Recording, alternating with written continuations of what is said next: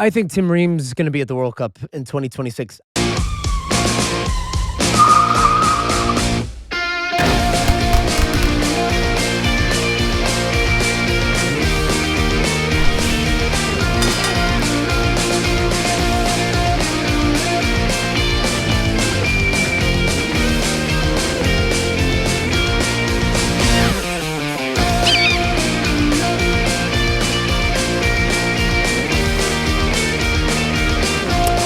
Hello, sunshine, and welcome to the State of the Union podcast, where we look at the beautiful game on and off the field through the lens of red, white, and blue colored glasses. This show will be talking U.S. men's national team January camp, U.S. men's national team players abroad, Tim Weah transfer, ? Pulisic's return, a full Champions League roundup, and so much more. Joining me as always, my friend, my colleague, my guiding light, David Mosse, a soccer savant and Fox Soccer researcher, writer, extraordinaire. And me, yeah, that's me, Stu Holden, once again filling in for Alexi Lalas, who's been gallivanting across the country. He was in D.C. He allegedly lost his voice. We've talked about this. Mosse, how you doing over there, Mr. Michigan, OHIO national champs? Geez, coming in hot. Well, first off, on Alexi, between clubbing in Chicago with you and then partying in D.C., it was too much for his frail 50-something-year-old body, however old he is. So, yeah, he misses out. It was supposed to be 3 tonight. It's just 2. Alexi under the weather, but hopefully he'll be back next week. Thank you so much for joining us. I know you just got back from vacation with your family. Well, we popped in from Phoenix, was down in Miami, actually, for the opening of a new women's basketball 3-on-3 league that I'm involved in, Unrivaled. That was super fun, so got to see the hard launch of that. That was on Friday night, and then went to Phoenix for a day or two, and then back straight off the plane, straight to join you, my friend, and watch that U.S. game. So, a lot to talk about. And yes, congratulations to your lovely wife and her family on Ohio State winning the national championship. Yeah, more my wife, but I can revel in it as well. You know, it's a family thing, and you talked to your smack. You had your moment after Michigan. You didn't talk smack. You took the win respectfully when Michigan beat Ohio State, which ended up being the loss that propelled them to this great run, and they won the national championship. She went to the game, by the way, in Atlanta. Not cheap tickets. Ohio State covering the spread was very good. Yeah, that was helpful. Are you watching anything? What am I watching? No, I want to watch Severance. Have you watched that? I'm a big Severance guy. I mentioned that on I've Monday's pod. Yeah, season 2 is off and running. I'm very excited about it. Yeah, I haven't dived into anything new yet, but maybe that seems to be on my list at the top of it right now. Tomorrow, the Oscar nominations come out. I'm very curious to see which 10 get nominated for Best Picture because I have seen a lot of movies this year, so I may have seen all 10 already. I think I'll probably, at worst, have seen 8 or 9, so I only have 1 or 2 to go see because, I make it a mission every year watch them all, watch all of them. SAG and Oscars. And most recent is I watched Wicked a couple days ago. Oh, did you? My daughter's obsessed with Wicked. Yeah, I'm not the target audience for it, but I can recognize how beautiful and majestic it was. So I wouldn't be mad if it got nominated, which it definitely will. Speaking of Wicked, shall we light this candle? Talk about these 2 U.S. wins, huge wins, January camp? Yes, we are going to begin with the U.S. men's national team. Tonight, they claimed a 3-0 win over Costa Rica in Orlando. Brian White in the first half, and then Caden Clark and Patrick Agyemang in the second half. The U.S. completing a perfect window, 2 wins out of 2. Remember, they had beaten Venezuela 3-1 on Saturday. What did you make of tonight's game and this window as a whole?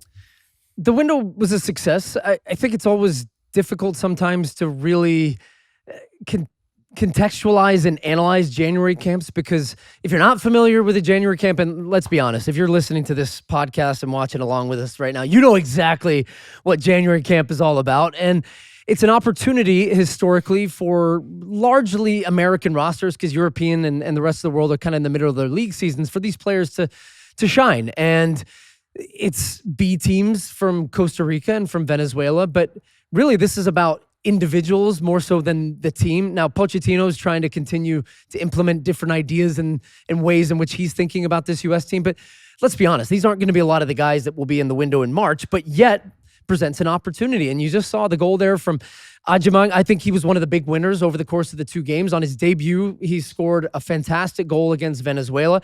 I think he showed a bit of what he's been about over the past year or so with Charlotte FC in MLS, and he had open space. He can open up his legs.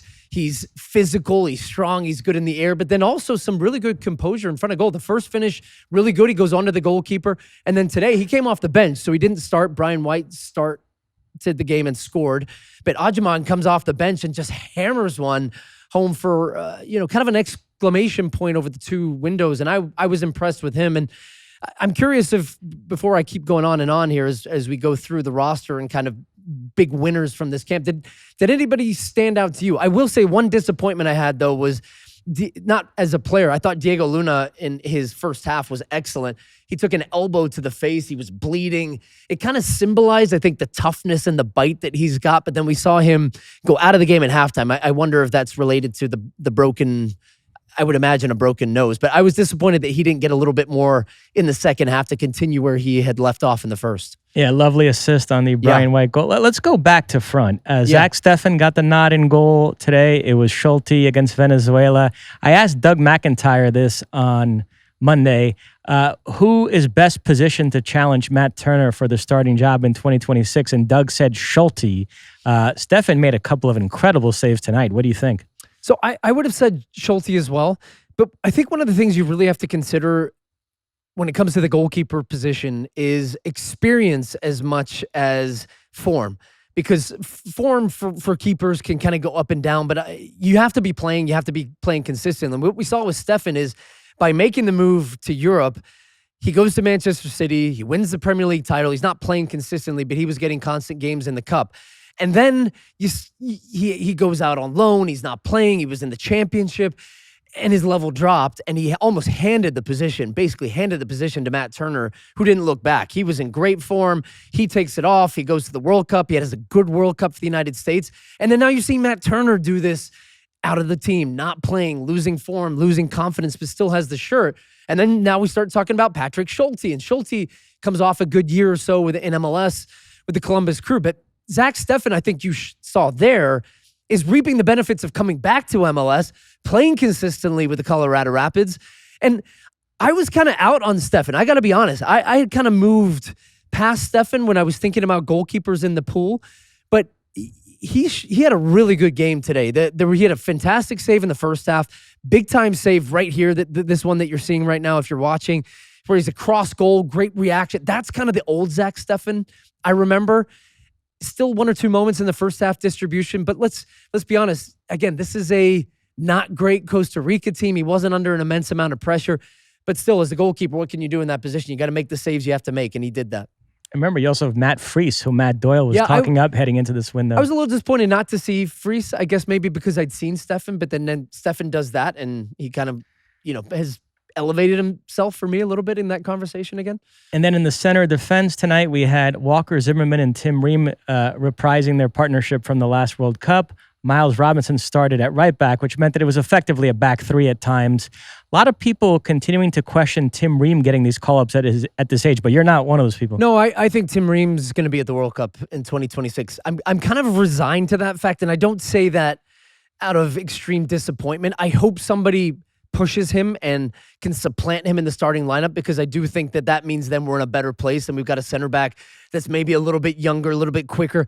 But I just don't think you can, at this point in the cycle now with a year and a half to go, I don't think there's any way to recreate the type of leadership, the type of experience, and still the type of quality that Tim Ream has on the field from organizing the team, passing out of the back. I've consistently said we don't have a left-footed player in the back that can break lines the way that he does, plays so calm under pressure on the ball, and still is just, I think, vital to that position. So I think even if he's not starting, I think he's going to be a part of the roster in 26. If you take 4 center backs, if you take 5, he's got to be a part of that. And that remains to be seen. Does Pochettino play with 3? Does he play with 4?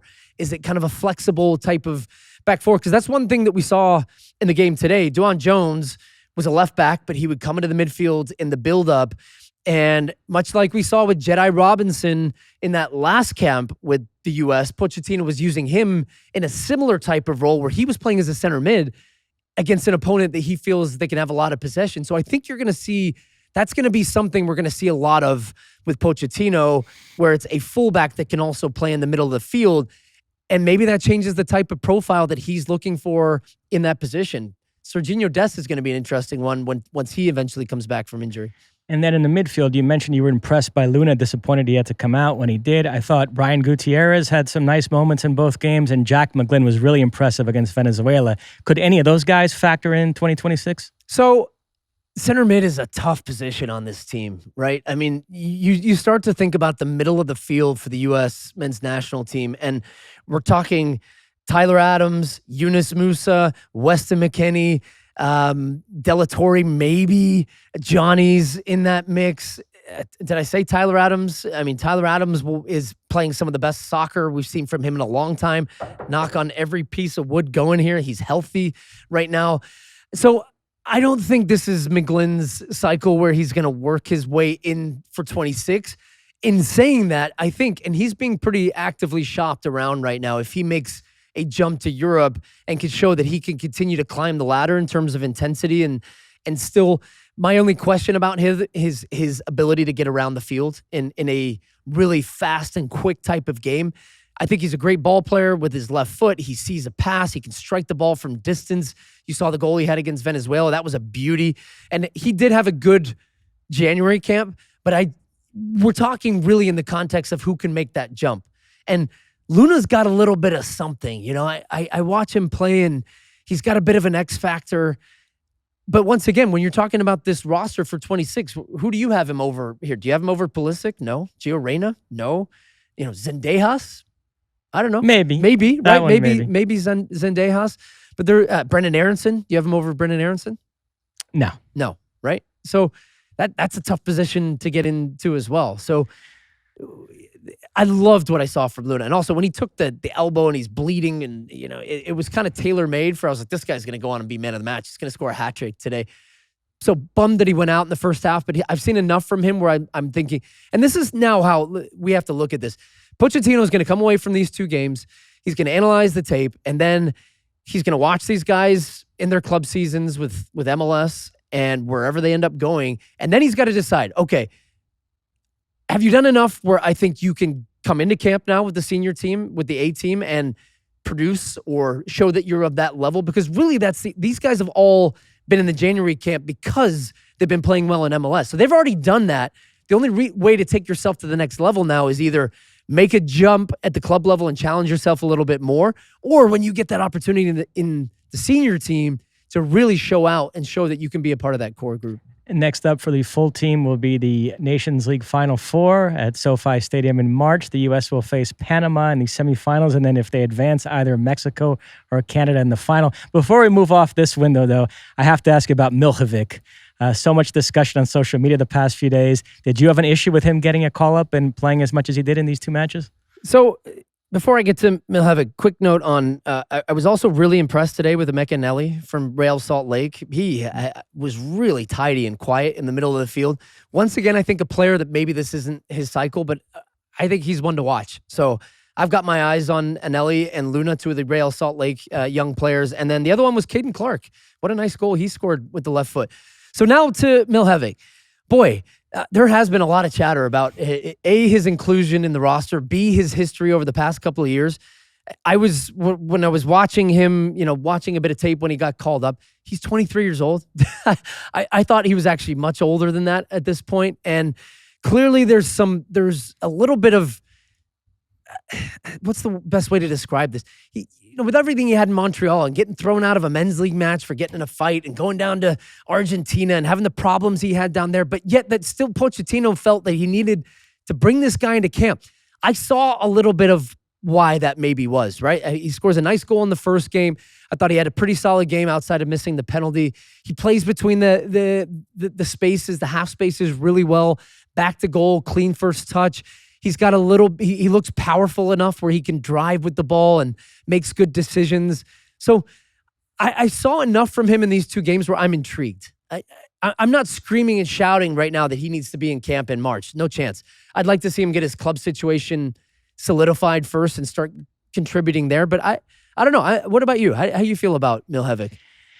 I do not think he was having a good game against Venezuela until the goal. The goal. That kind of flipped the narrative. I think that comes with being a little out of shape, though. Do you? Yeah, maybe. And the fact that he grabbed the ball to take the penalty and took it as poorly as he did was not a great moment for him. But no, I agree with you. He's got plenty of confidence. There is some talent there, so it'd be interesting to see where he goes from here. Did you have any big standouts from the two games differently? I mean, we didn't really dive into Ajiman. Did you like what you saw from him? I did. Now, the center forward position suddenly is pretty tough with Pepe, Balogun, Sargent, Vasquez, who's coming back to MLS now. So could you see Ajiman factoring in there, or it's too tough?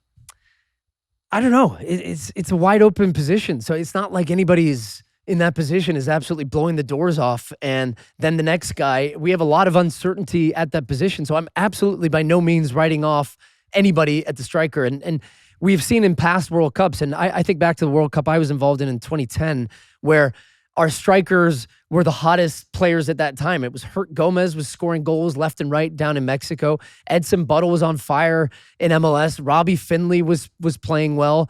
And Josie Altidore. Those were our four forwards. And it was all really three of the four outside of Josie were all guys in the 6 months up to the World Cup that were just lights out. And Bob Bradley's like, I'm taking those guys.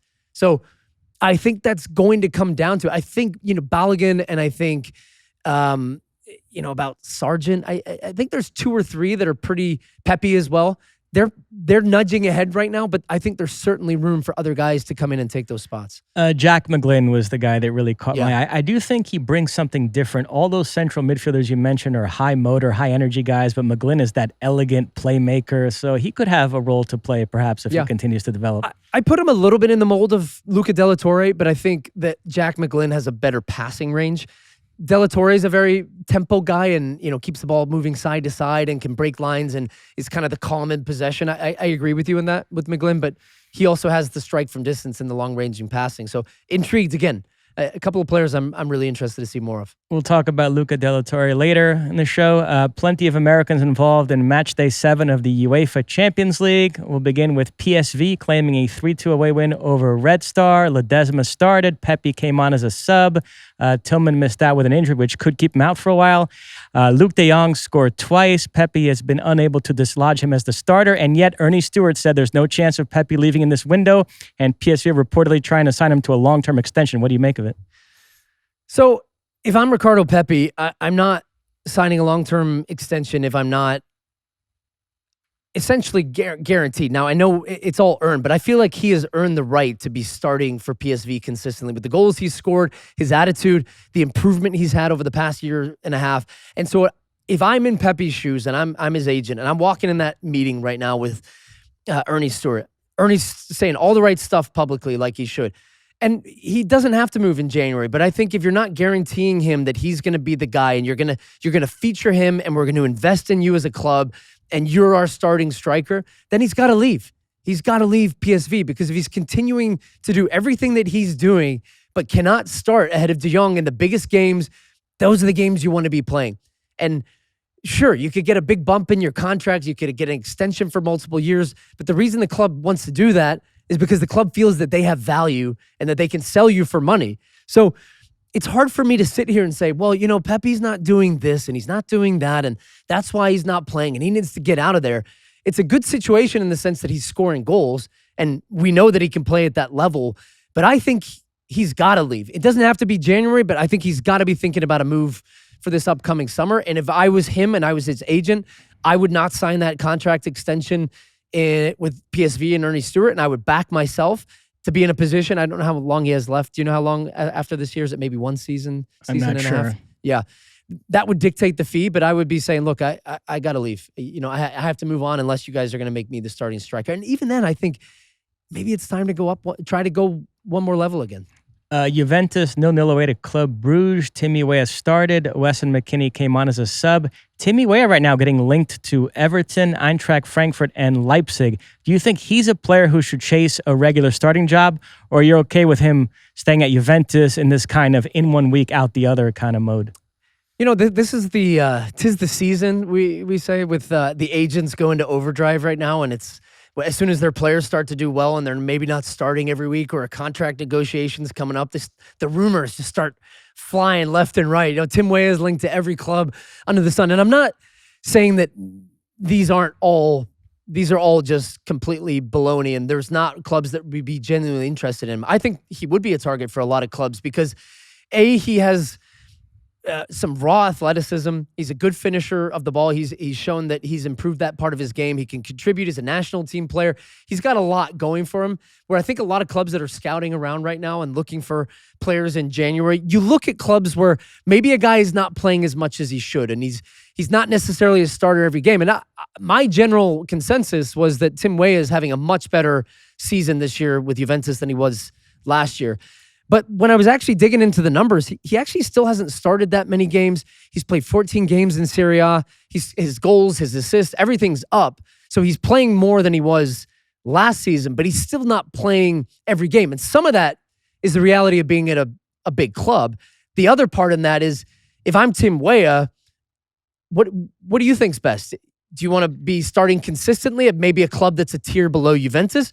Or would you rather be at Juventus and kind of be a squad rotation guy and continue to work? Because he spent 4 years with Lille before, and he's shown that he's not one that's just going to run away when he's out of the team. He's fought through this before, and he's in a really good place right now. I love the way that the guy battles through adversity, kind of like Weston McKennie a little bit. Yeah, I kind of like Timmy staying at Juventus right now. He's in the mix enough, and I do think Thiago Motta likes him, and he can play multiple positions for that team. So I wouldn't be so quick to leave.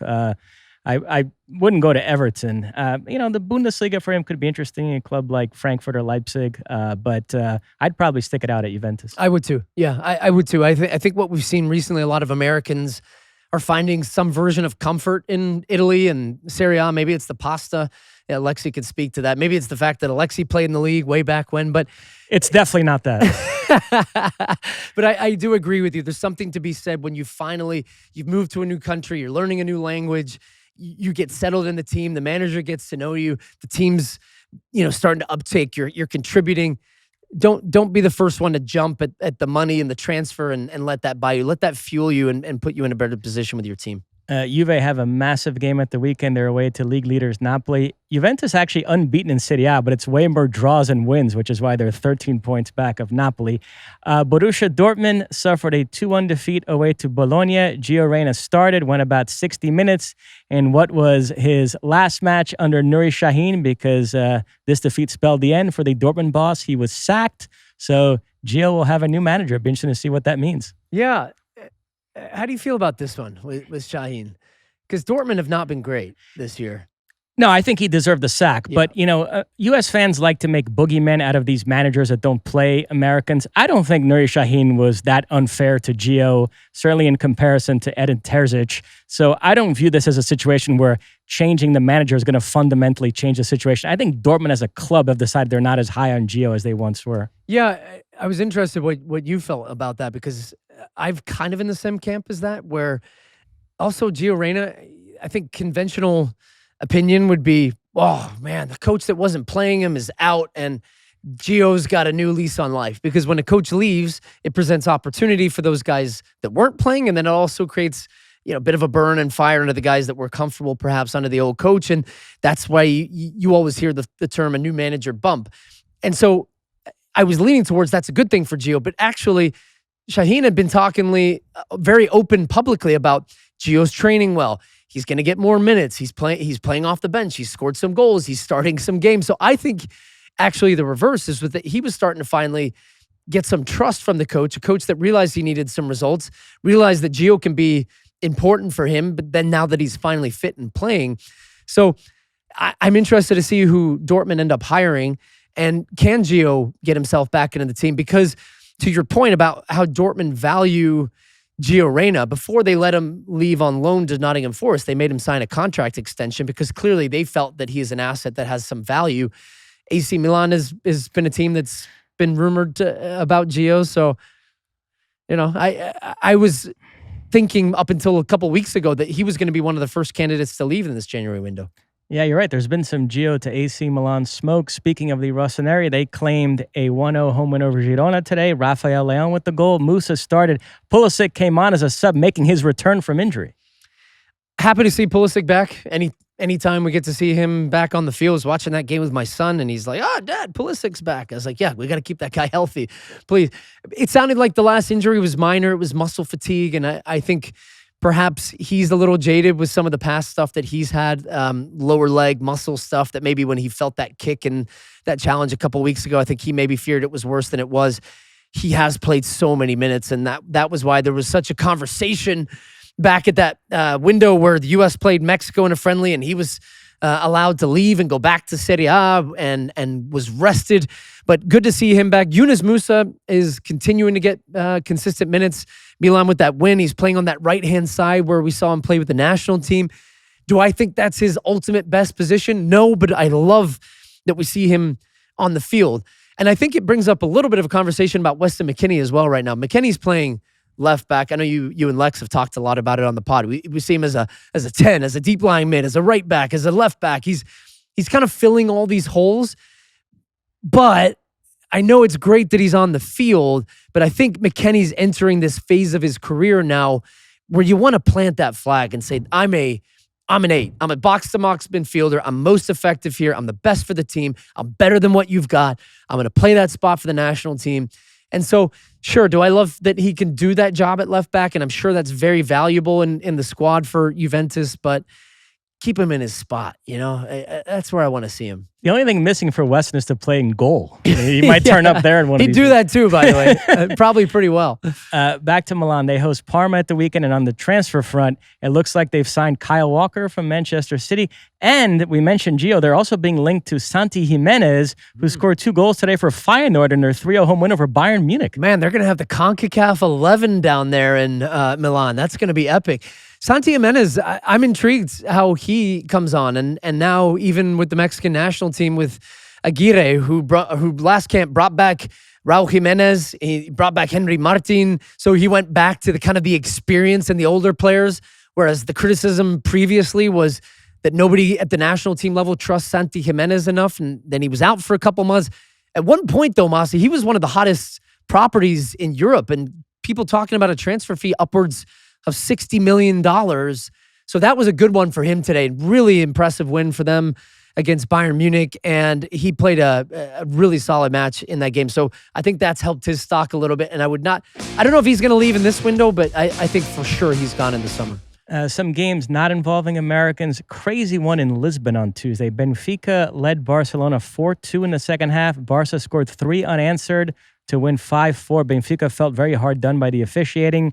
Rafinha scored twice, including the stoppage time winner. I'm going to go there first. Rafinha's first 2 seasons at Barcelona were better than he's given credit for. He had double-digit goals and assists in both campaigns, but this is ridiculous. This is one of the great leveling ups I've seen from a player in a long time. He has 22 goals in all competitions this season. He's legitimately been like a top 5 player in the world. Yeah. How much of that do you think is down to Hansi Flick?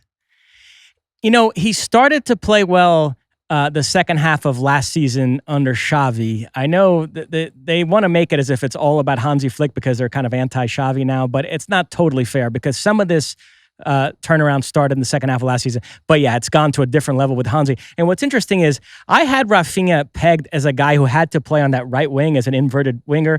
And had that been the case, the emergence of Lamine Yamal would have been the end of his Barcelona career. But he's shown this ability to play just as well on the left wing and even centrally at times. And that's been the key to his success this season. Yeah, I mean, that finish was a perfect example of maybe a couple of seasons ago, Rafinha rushes that one, takes an extra touch, doesn't get the timing right when he cuts it back, maybe tries to make the extra pass. As soon as he picked up that ball, he knew, I'm going straight to goal, I'm cutting the defender back, and I'm coming back to the near post on the finish. I don't know, that game was fun, right? I mean, it was the first time, I think, under this new format, which I said at the beginning, I remember I was on the pod with you and Lex, and we talked about this new format, and I think everybody wanted these big, explosive hot takes about the Champions League format and the weird-looking table when it came out, and I just said, look, I don't love it at initial glance, but I want to judge it after the fact. After we go through a full season, and what did the urgency feel like? What did the games feel like? That was the first game where you felt like Benfica were pushing because they knew they were kind of on that playoff precipice. Barcelona knew that if they won, they could go qualify automatically to the round of 16. But I think you're a little bit like me, though, even when they still throw it all up on the screen and I'm seeing, top 8 and then the next 16 and then the relegation. And there's a lot of moving parts with still one match day to go. But that was a fun game created out of the format, essentially. It reminds me of the debates we're having with college football with the expanded 12-team playoff. By the way, on that Rafinha goal, don't sleep on the Ferran Torres assist. That was an incredible ball to Rafinha. Now, on Barcelona, we know the big issue in Spanish football the last couple of weeks has been this Dani Olmo situation, the Spanish government overruling La Liga and the Federation, allowing Olmo to play.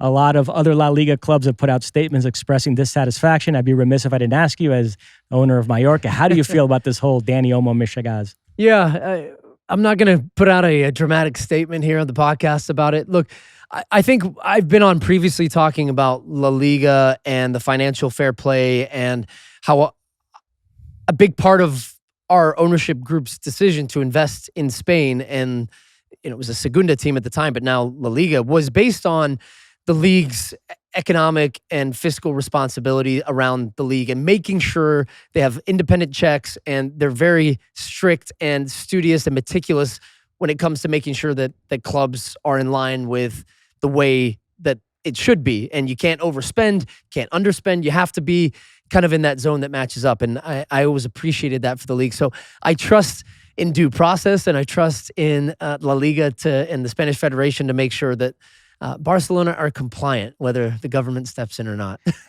Atletico Madrid 2-1 home win over Leverkusen. Barrios was sent off in the first half. Hincapié, who scored the Leverkusen goal, was sent off in the second half. Julian Alvarez scored both Atleti goals. We all thought that was a great signing in the summer, and it's played out that way. He's been tremendous.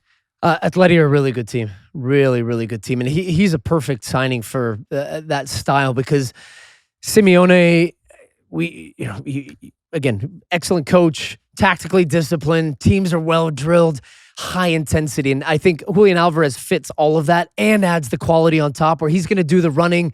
He's going to drag his defender. He's going to drop in the hole. And I think that's what we've seen from him in Argentina. Maybe not as much in City because they play typically with so much of the ball, where Atleti still can play this counterattacking and he's got the speed and the wherewithal to keep running in behind. So I've been so impressed with him, and they're having a great season in La Liga as well. Right now, only as it stands, they're 2 points back of Real Madrid in the league race. So I think they're going to push them all the way. Same with Barcelona. It's a good title race this year in Spain. These Real Madrid Atletico games this season, there's a real Brazil-Argentina kind of layer to them with Simeone and Alvarez and DePaul and others there, and then obviously the Brazilians at Real Madrid, so that's kind of a fun dynamic. Speaking of Real Madrid, they hammered Salzburg 5-1 today at the Bernabeu. Rodrigo and Vinicius, each with 2 goals. Vinicius reached 100 goals for Real Madrid. Mbappe got one as well, his 4th straight game with a goal. He's played very well of late after a rough start to life there. And ahead of this Salzburg match, he was reflecting on that rough start. He said he was overthinking it and worrying too much about getting in the way of Vinicius and Rodrigo. Sean Sullivan found these comments fascinating. He wants you as a former player to talk about him. Well, I think Mbappe's first ever game was against Mallorca, in Mallorca for Real Madrid. And it was fascinating to watch that from the sidelines because you saw a guy who was playing as the central striker, but then you had Vinicius and Rodrigo, and everybody wanted to occupy the same side of the field. It was like they're playing like 15 players on the left side, and that was the first moment. That game was a 0-0, I believe, or 1-1. But it was the first time, and then it continued for 10, 12, 13 games where everyone was saying Mbappe needs to be wide and Mbappe needs to be here and the other players need to learn how to work with each other. And it truly was a process, but there's no better coach for this situation than Carlo Ancelotti, right? I mean, I just think that he is such an excellent man manager, though I'm sure behind the scenes, the way he's talking to Mbappe, trying to take the pressure off him, assuring him they're going to find the right balance and believing in the personnel that they have. And yeah, I've been in those moments when you insert not just I've never played with a guy like Mbappe, I'll tell you that, but a guy of his quality and his stature into a team that already has huge egos, huge personality, tons of skill, has won everything. It takes a while to figure out how you're going to fit all of that together and then get it gelling in the same way. And I think what's scary is you're starting to see that now.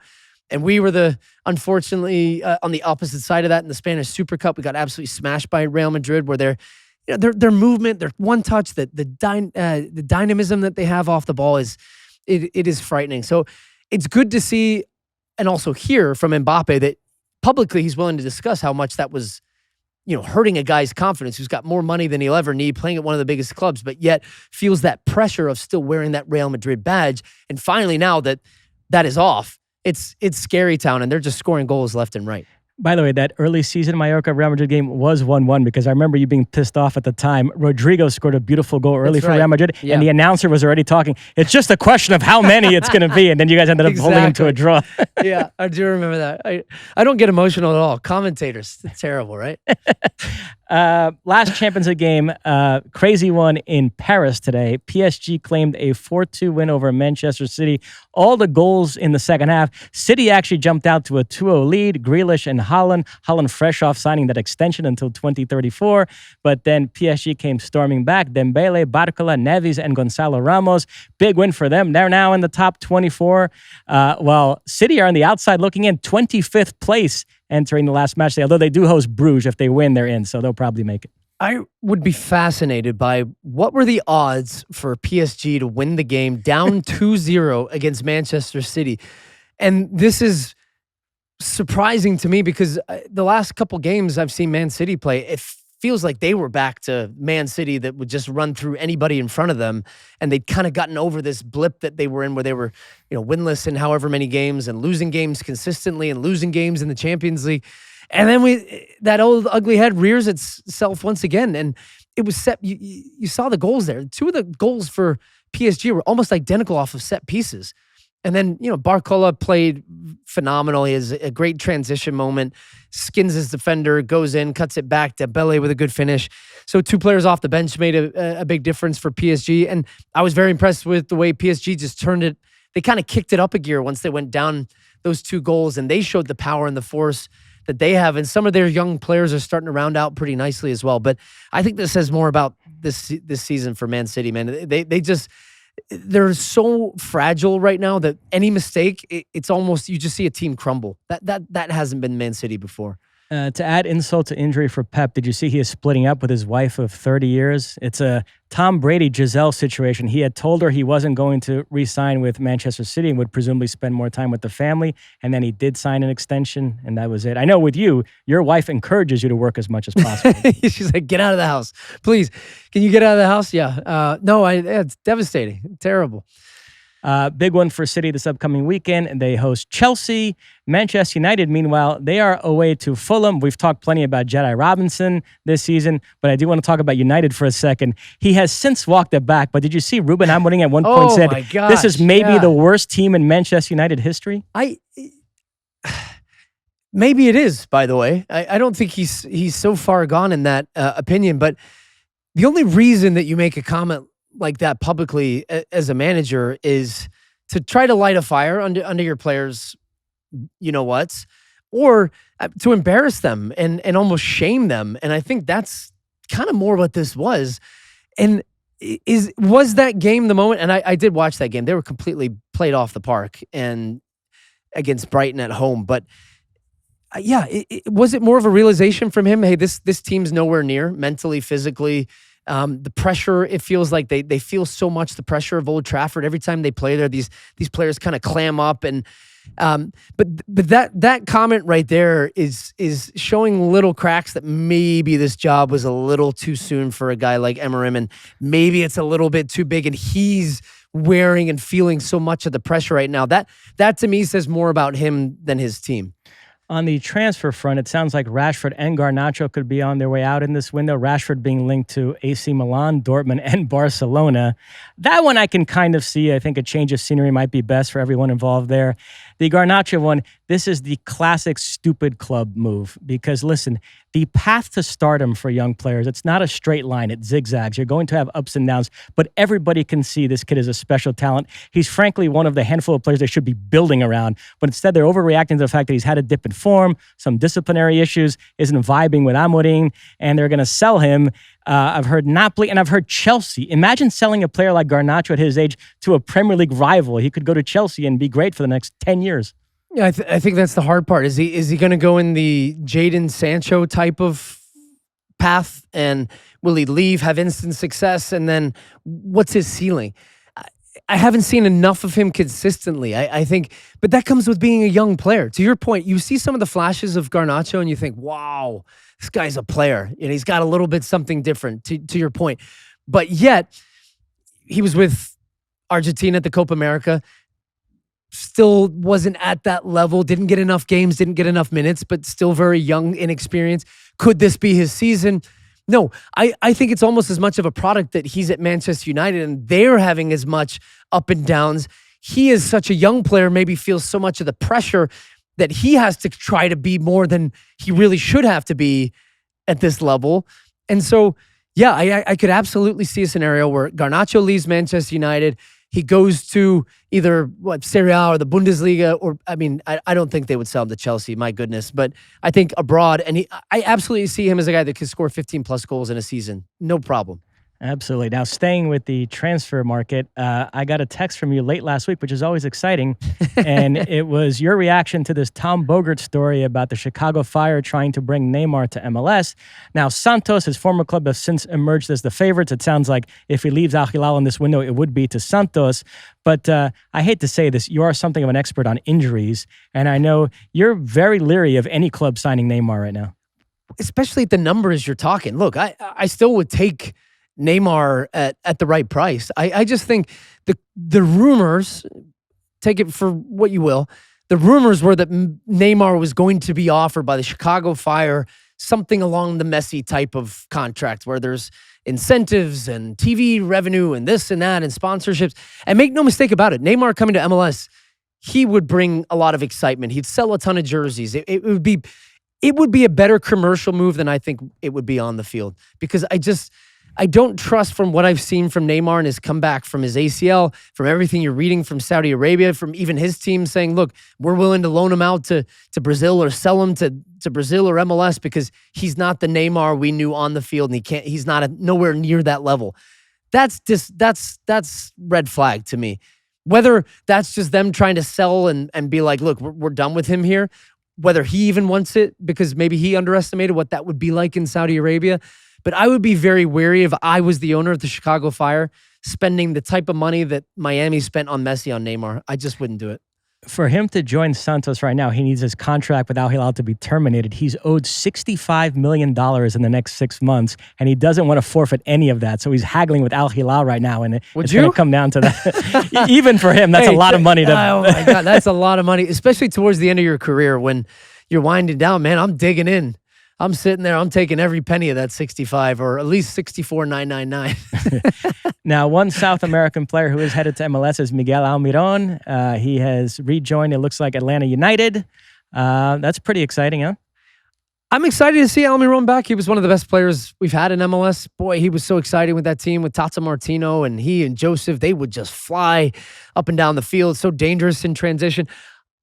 I think you have to be a little bit weary about what Almiron you're going to get. He's a different player now than he was when he left for Newcastle. Not that he's not a good player. Miguel Almiron is a wonderful player. I think that's a good pickup for Atlanta United. I don't know the final numbers, so again, everything's contextualized within that framework of how much, how long, what do they think his impact's going to be. But I think the way that Garth Lagerwey and now Chris Henderson back in there, the way they're reshaping this roster, I think they play in a different style now than they used to. They've got new coach, Ronny Deila, and I think he's going to be very effective in MLS, but he's not going to be the Almiron that's just out there sprinting like a crazy madman and scoring 20 goals a season. Can I just say, this is a larger conversation for another day, but the bridge to Europe strategy with these young South Americans, I don't think has worked out as well as some people like to make it seem. To me, what you want to do is identify a young player in South America who, for whatever reason, isn't as much of a target of European clubs just yet.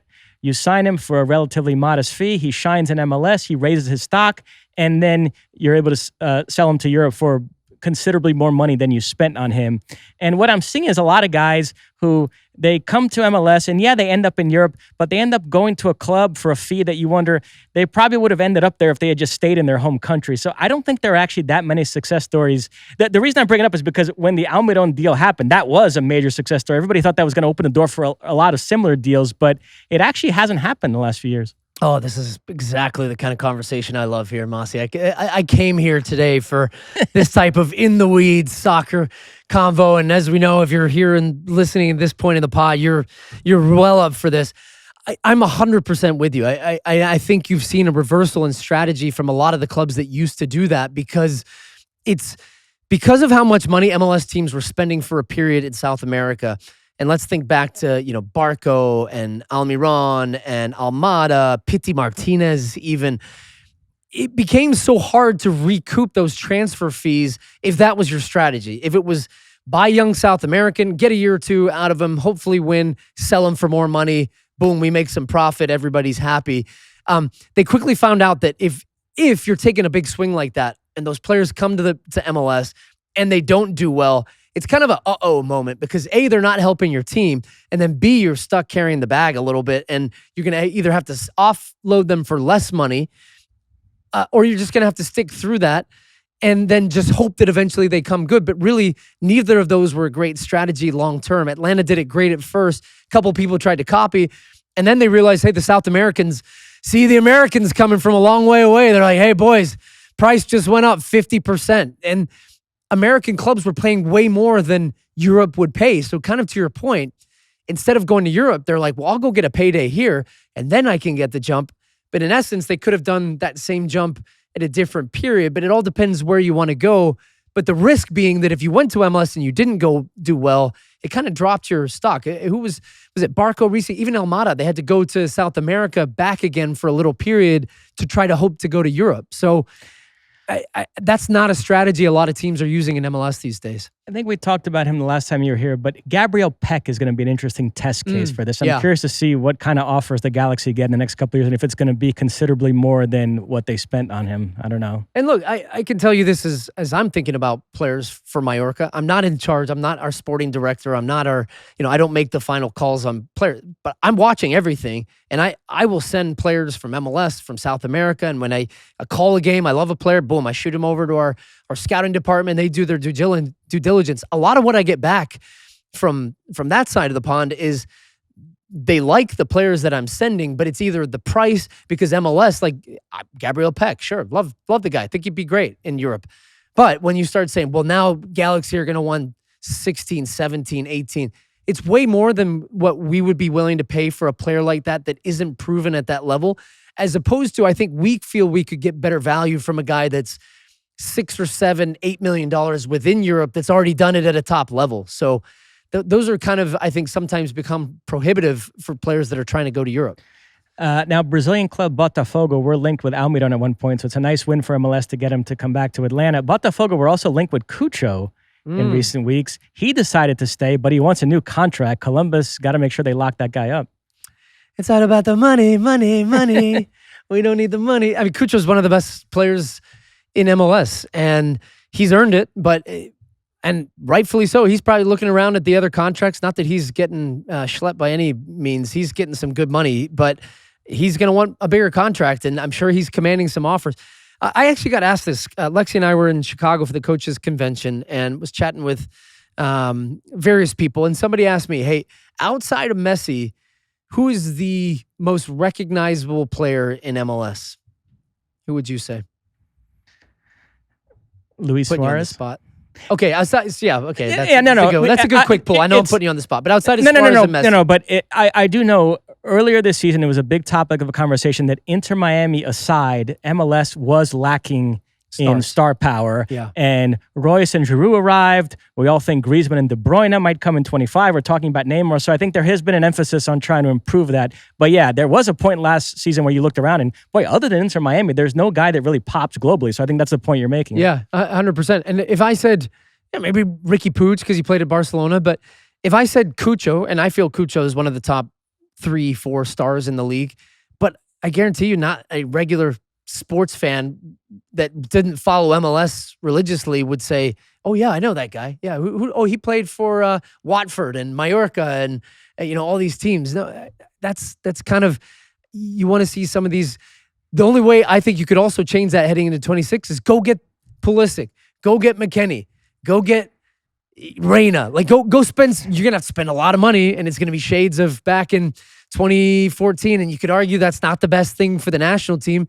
But what's best for the national team, what's best for MLS, these are independent. MLS is a business. The national team is about results, and it's also a business from a soccer standpoint, but it's the best of the best. And so you're taking a risk as a player if you come back. But if I feel I want to make a big splash before 26, I'd be in that owner's room and be like, hey, guys, let's go get in that season leading up to 26. Let's get all the best stars of MLS from the national team, bring them back to MLS so that we can say opening kickoff, United States playing at SoFi Stadium against whoever they get.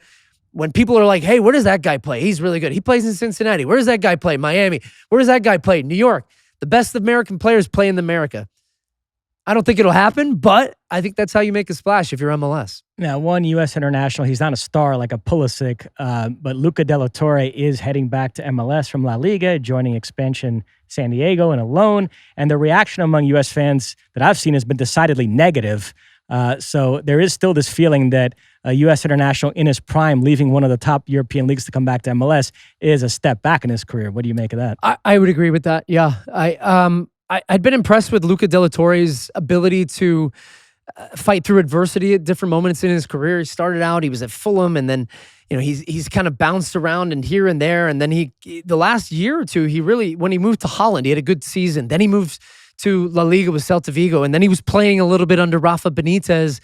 And then since the new coach, new sporting director, he had a couple injuries as well, we have to be fair, but he's just completely fallen out of favor, hasn't gotten into the team. But sure, I get the move from the standpoint for him to get some regular minutes again, which he hasn't had now in about a year, like consistently playing, consistently being a starting player. But to me, that feels like a move that's so much thinking about 2026. But I'm going to be interested that he's kind of an interesting experiment here to see how does Pochettino, who has said, look, he's going to value MLS, and he should. But does De La Torre playing in MLS with San Diego get him back into the national team picture, which he has not been with Mauricio Pochettino yet? Or would he have been better served finding a good loan in Europe and saying to Celta Vigo, look, I want to find another club, and maybe going back to Holland or Germany or wherever it might be. So this would not have been my top choice in terms of picking a loan for Luca de la Torre. Stu, we're going to end with a women's transfer. Naomi Girma is off to Chelsea, the first $1 million women's player. The transfer fee is $1.1 million. She heads to the club that Emma Hayes used to manage. I think there's obviously a connection there. Chelsea also being linked to Trinity Rodman. They already have Katerina Macario. What do you make of it? Because the dynamic we just talked about with European leagues and the U.S. domestic league is very different on the women's side than it is with the men. The NWSL has a claim to being the best league in the world, but I still think there is an appeal for these U.S. women's players to try their luck overseas, to go to these big European clubs. Yeah, you're absolutely right. First of all, Naomi Girma, best defender in the world. Not a question. She's phenomenal.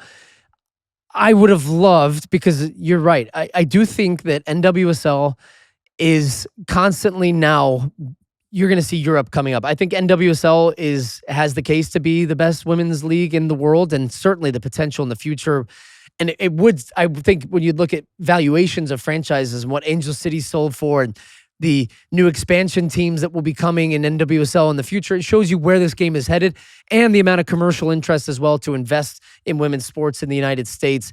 So that part of me hurts a little bit, where I think, why are we selling the best defender in the world to go to a team in England with Chelsea that's one of the best women's teams in the world? So I see the allure from Naomi Girma's standpoint, and she's been here for a couple of years. It'll be exciting for her. She's going to have great experiences. She's going to get to play different types of games, Champions League games. She'll probably win the Women's Premier League. But at the same time, I would like to see her here playing in the backyard, and I think it's just further inspiration and proof for younger women and younger girls that are watching that the best players, American players, play in the United States. So I don't doubt that she'll be back here at some point, but I would have loved to see her stay. But $1.1 million, that's amazing. That's a lot of money. And that's pretty cool to see transfer fees at that level. And I think it's only going to continue to grow now.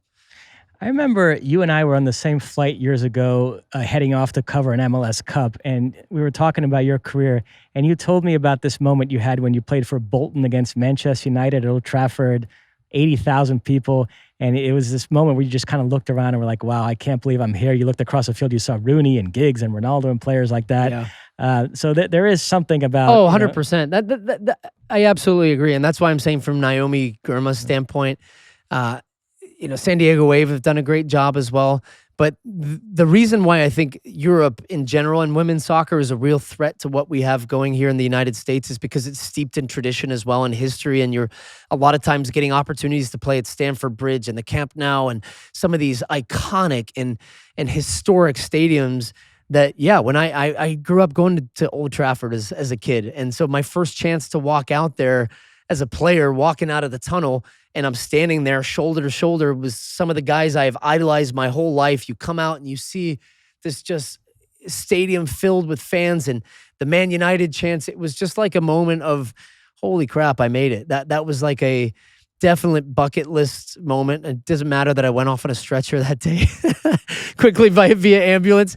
It still weirdly is one of the coolest moments of my life. And so I think we have to recognize and appreciate that when we're thinking about players that have personal ambitions in their own careers. I had that feeling the first time I hosted a podcast with Alexi Lawless. You just looked around, wow, I've Not made with it. Eric Ronaldo?